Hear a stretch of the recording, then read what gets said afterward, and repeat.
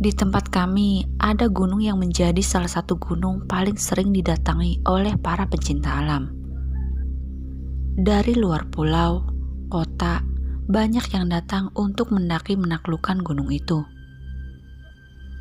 Tetapi walau gunung tersebut sangat ramai dikunjungi, tetap alam banyak menyimpan rahasia dan misteri. Kata kakek dan nenek buyutku, gunung itu dinamai Gunung Pengantin karena terkenal dihuni oleh salah satu hantu wanita. Memakai baju putih, panjang, layaknya seorang pengantin. Namun, hal tersebut dipercayai dulu sebelum tempat kami menjadi seramai ini penduduknya. Ada gadis muda yang baru saja menikah 6 bulan. Mertuanya selalu menuntutnya untuk hamil. Lantaran dia belum juga hamil, ada kata-kata dari mertuanya yang menyakiti hati si gadis. Sehingga gadis itu nekat keluar dari rumah, berlari menuju gunung lantaran suaminya juga tidak ada sedikit pun membelanya. Katanya ketika disusul dan dicari oleh orang tua si gadis dengan bantuan warga, mereka sama sekali tidak pernah menemukan anak mereka. Hingga diikhlaskan dan dipercaya telah meninggal di sana. Beberapa tahun, gunung tersebut dijadikan sebagai pendakian. Banyak para pendaki mengaku melihat sosok gadis memakai baju putih seperti pengantin.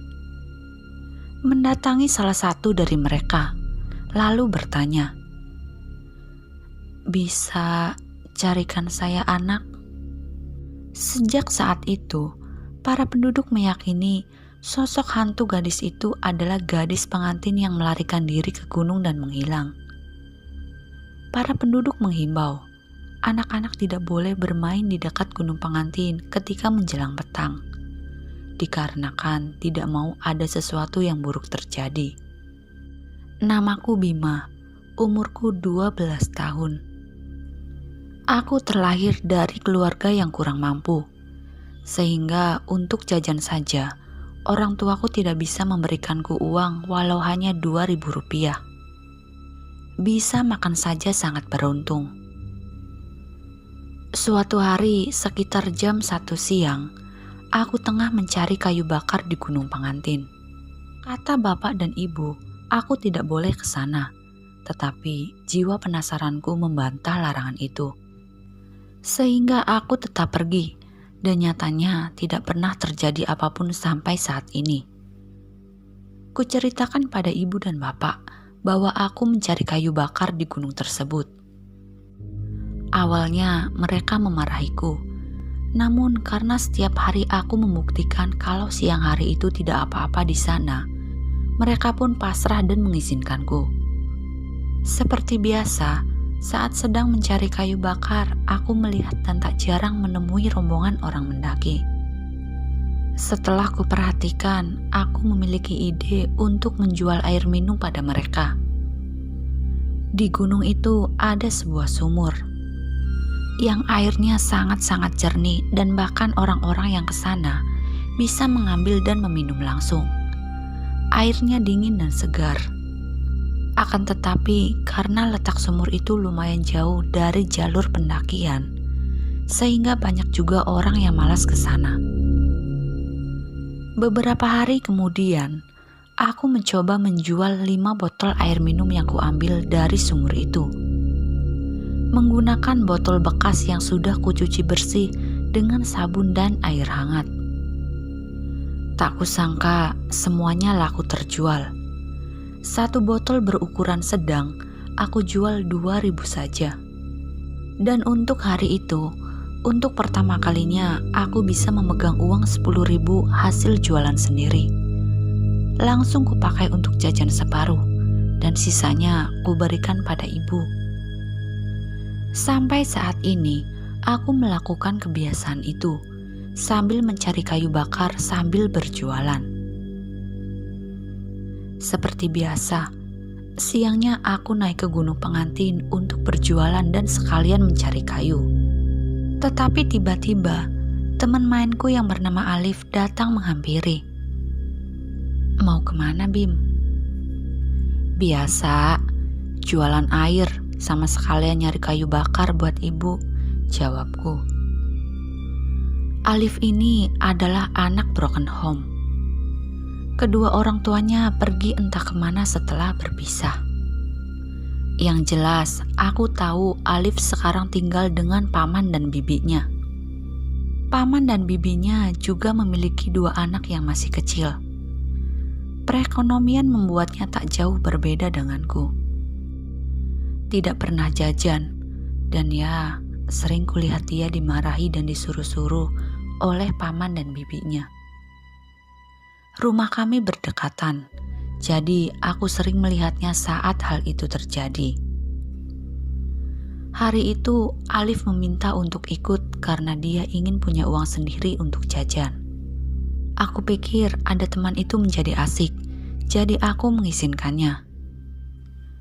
Dari siang sampai jam 4 sore, kami berjualan, dan Alif juga membantuku mengumpulkan, membawa kayu sampai rumah. Liv, ini buat kamu. Kusodorkan uang 5.000 padanya, dan aku memegang 10.000. Dia tampak senang, sampai kebiasaan kami jadi keterusan berjualan bersama. Satu hari itu, kami turun dari gunung terlalu sore. Biasanya jam 4 kami sudah ada di bawah, tetapi saat ini sekitar jam 5 sore, kami berdua malah baru mau turun. Bim, kita kesorean ini pulangnya. Nanti sampai bawah pasti udah gelap, ujar Alif yang berjalan di belakang. Kami turun gunung sambil memikul masing-masing seikat ranting kering yang kami kumpulkan. Iya, ayo cepetan jalannya, balasku mempercepat langkah. Anehnya, setelah kami berjalan cepat, aku justru merasa kami berdua tidak sampai-sampai di bawah. Seketika perasaanku tidak enak. Segala pikiran negatif dan bayangan tak menyenangkan muncul secara tiba-tiba di benakku. Cahaya matahari perlahan sudah hilang, dan tiba-tiba Alif menyuruhku berhenti sejenak. Berhenti dulu, Bim. Apa? Aku menoleh dengan mata sipit karena keringat yang masuk ke mata sehingga membuat perih. Ditambah ranting-ranting di atas pundak serasa semakin berat. Aku dengar suara ibuku manggil. Hah? Aku terkejut. Ibunya manggil katanya. Yang benar saja. Berdiri menjaga keseimbangan tubuh sembari satu tangan merangkul ranting-ranting kayu yang kupikul.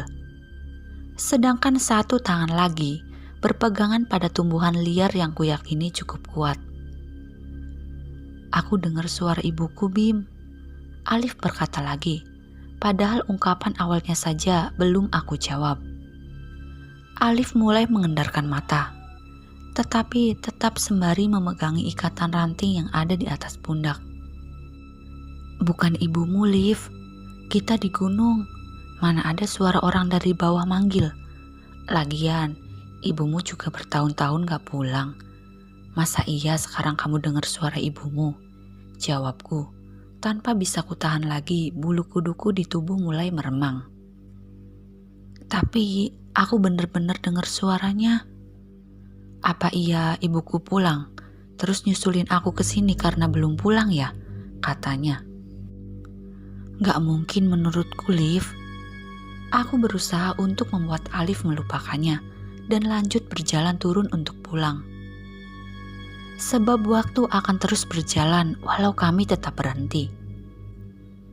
Akan semakin gelap dan belum tentu aku dan Alif bisa turun dengan benar karena tidak adanya alat penerangan. Udah, ayo kita pulang sebelum malam. Itu bukan ibumu, bukan, kataku. Tuh, denger gak? Itu bener-bener suara ibuku, Bim. Nada suaranya bersungguh-sungguh, seakan dia telah merasa sangat rindu. Liv, gak mungkin itu ibumu. Ayo kita pulang, kamu salah denger. Aku gak salah denger, kamu coba dengerin baik-baik. Aku terdiam mencoba mendengarkan. Kayu di atas pundak semakin lama semakin berat dan membuat pundak sakit. Aku mengerti seberapa rindunya dia pada ibunya. Tetapi yang benar saja, dia dengar suara ibunya memanggil, sedangkan aku tidak mendengar suara orang selain suara aku dan Alif yang berdebat. Alif masih saja mengedarkan pandang, mungkin mencari-cari dari mana arah tepat suara yang dia dengar. Sedangkan aku tetap diam sembari mulai khawatir dan terus merinding. Liv. Alif menurunkan kayu dari atas pundaknya. Aku pun ikut-ikutan menurunkan kayu yang kupikul. Menatap Alif yang tiba-tiba menatap ke satu arah lurus. Bima, itu ibuku. Itu ibuku. Aku melihat ke arah yang ditunjuk Alif, tetapi tak melihat seseorang pun. Mana? Tanyaku, sebab mulai emosi karena merasa ini akan menjadi tambah lama. Itu. Dia menunjuk ke arah yang tetap. Ibu. Alif. Aku mengejar Alif yang tiba-tiba saja berlari. Terus kupanggil sampai sendal yang kupakai putus, karena rumput dan akar pohon liar yang kuterobos begitu saja. Aku berlari tanpa alas kaki mengejar Alif yang lari dengan penuh semangat. Sampai di depan sana, aku melihat Alif memeluk sesosok perempuan yang membuatku langsung berhenti melangkah. Rambut panjang, gaun putih kulit pucat, sedang mengelus-ngelus belakang kepala Alif. Dadaku berdebar hebat. Dengan gemetaran, aku memanggil Alif. Liv, Alif, itu bukan ibumu. Ayo pulang. Alif menoleh padaku dengan air mata dan senyuman. Seolah dia meyakinkanku kalau itu ibunya. Dan ketika aku berusaha melangkah untuk menarik Alif, di belakang wanita itu muncul sesosok tubuh besar, berbulu lebat, badannya lebar dan tinggi. Refleks aku berteriak dan berlari kencang meninggalkan Alif, menerobos kembali rumput dan tumbuhan liar sampai aku terjatuh. Nafas tak stabil, aku melihat ke arah Alif. Sosok wanita itu membawa Alif berjalan bersamanya, pergi entah kemana. Pikiran kacau, baju basah karena keringat. Tangan gemeteran ketika aku melihat bayangan hitam berjalan ke arahku. Menangis dalam diam, aku berdoa di antara rumput-rumput liar yang menutupi penuh tubuhku. Beruntung, hewan buas itu hanya lewat. Segera aku bangkit. Hutan sudah mulai gelap. Tetapi masih ada cahaya remang yang membuatku berdiri sambil berpikir. Apakah aku akan nekat pulang dan meninggalkan Alif? Lalu bagaimana aku akan berkata pada paman dan bibinya? Juga aku pasti dimarahi oleh orang tuaku. Sudah kuputuskan, aku kembali menyusul Alif. Mengikuti ke arah wanita itu membawa Alif. Alif, Alif, sembari berjalan melihat kanan kiri kupanggil dia. Hingga harapan muncul begitu melihat Alif di depan sana, tak jauh di tepi sungai. Hanya saja kenapa Alif tidak memakai baju, hanya celana saja. Di sana juga ada sosok wanita yang membawa Alif, sedang duduk di atas batu, sedangkan Alif berjongkok. Aku melihat sosok wanita tersebut memandikan Alif dengan menyerok air menggunakan gayung batok kelapa. Dari atas kepala, air mengguyur tubuh Alif. Aku menahan nafas kala sosok wanita itu melihat ke arahku. Hampir pingsan dan kembali lari ketika wajah wanita itu begitu hitam legam dengan mata bulat tanpa kelopak tersenyum menyeramkan padaku. Tak berapa lama, kulihat Alif kembali memakai baju. Dia berjalan ke arahku seakan tahu aku ada berdiri di sini sejak tadi. Padahal Alif sama sekali belum menoleh ke arahku dari tadi aku datang menyusul. Ayo Bim, ajaknya. Aku terbengong melihat tingkah Alif seperti sudah tak terjadi apa-apa. Liv, kita mau kemana? Tanyaku mengikuti di belakang. Pulang kan? jawabnya. Oh iya, jawabku walau sebenarnya ada pertanyaan di benakku tentang kenapa hantu wanita itu memandikan Alif dan kenapa dia tidak terlihat takut sedikit pun. Kami turun gunung berdua. Alif juga tak berkata apa-apa selama kami berjalan. Anehnya, aku merasa kali itu kami cepat sampai di bawah. Mungkin hanya memakan waktu 15 menit saja. Padahal seingatku, harusnya bisa sampai kurang lebih 1 jam sampai di bawah. Bahkan kami tak membawa kayu ranting yang sudah kami tinggalkan. Sesampainya di bawah, aku terhenti karena Alif juga tiba-tiba berhenti. Ada apa, Alif? Ayo, ajakku. Alif hanya tersenyum dan aku bingung.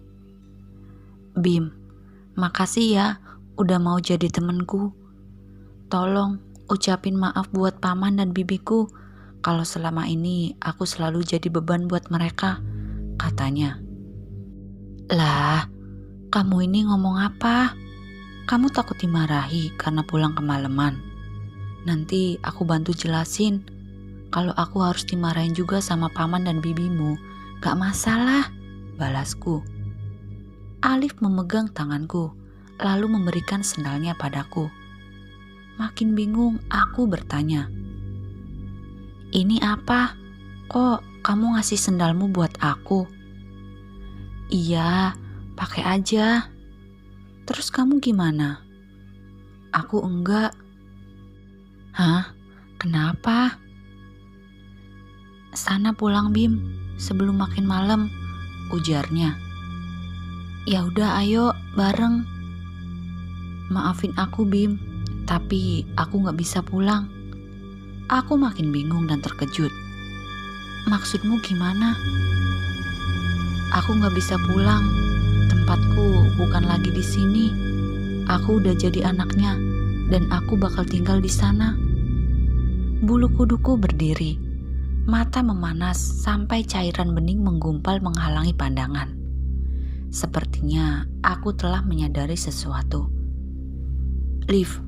Alif, jangan bercanda, kataku sambil mengusap air mata dengan punggung tangan. Sebelah tanganku masih memegangi sendal Alif. Sampai sini ya, aku nganter kamu. Aku harap kamu bakal sering jengukin aku di sana, walaupun aku bukan lagi manusia. Mataku memejam erat. 2 bulir mengalir mengusap pipi. Begitu kubuka mata kembali, Alif sudah tidak ada, menghilang lenyap entah kemana. Alif, kupanggil dengan suara parau melihat ke sana kemari. Tetapi tidak ada. Yang kulihat justru sosok hitam tinggi besar, berdiri di sisi pohon kaki gunung, tengah memandangku. Takut, aku berlari pulang sambil menangis. Kuceritakan semua pada bapak dan ibu, lalu paman dan bibinya Alif. Semuanya tanpa terlewatkan. Banyak warga mulai mencari Alif, bahkan sampai 3 hari dicari, tetapi tidak bisa ditemukan. Mereka hanya menemukan sendalku yang putus dan 2 ikat ranting kayu milik aku dan milik Alif. Alif benar-benar pergi, dan aku selama beberapa hari tak berani keluar dari rumah karena mengingat semua kejadian hari itu. Sesekali aku kembali naik ke gunung, tetapi tidak untuk mencari kayu bakar. Hanya berjalan-jalan tak jelas sampai ke sungai tempat Alif dimandikan oleh hantu pengantin. Itu semua aku lakukan karena untuk menjenguk Alif. Walau aku tak melihatnya, tetapi aku yakin Alif melihatku. Aku tidak melupakanmu, kawan. Jika kalian ingin berbagi cerita kepada kami, silahkan DM ke Instagram atau email kami yang ada di kolom deskripsi. Sekian dan terima kasih. Salam dari kami, keluarga pendaki.